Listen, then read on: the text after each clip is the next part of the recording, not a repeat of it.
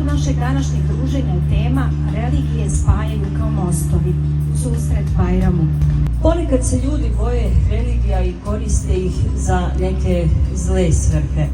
No, ako se uistinu vratimo izvornom značenju ovog pojma, onda ćemo znati da religije spajaju, da su religije bogatstvo i da religije čine da svijet, čovjek bude plemenitiji, bolji i da zapravo bude čovjek čovjeku čovjek. Džennetlije putuju, svom se dostu raduju, u bajramskom odjelu, u džennetskom veselju, u bajramskom odjelu, u džennetskom veselju. Svojoj Herceg Bosni, što ću dati na diku, svoju rukli ruhom koje da prelažem, gdje je zrno posijano, tu mu je i niknut.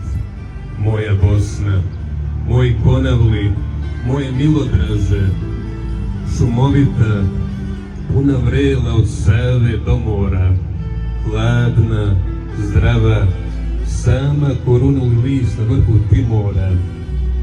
Ali Bosna bavi put minama biće, ako Božja svjetlost ne zasija jače, pobožnost u znanje ljude prosvjetliće, sa sviješću o Bogu srce kuca jače.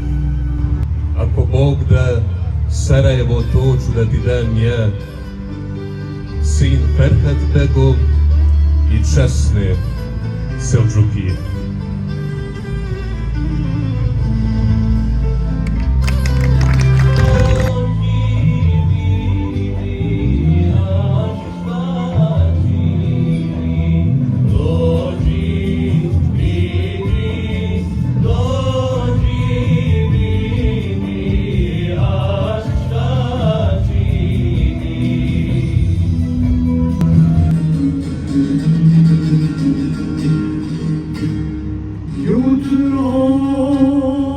Jutros, kad te vidje,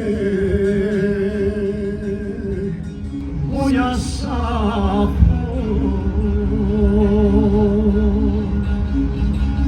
moj nevjernik duže, zar su tebi dušo ljepši zubovi od ruže, zar je tebi draži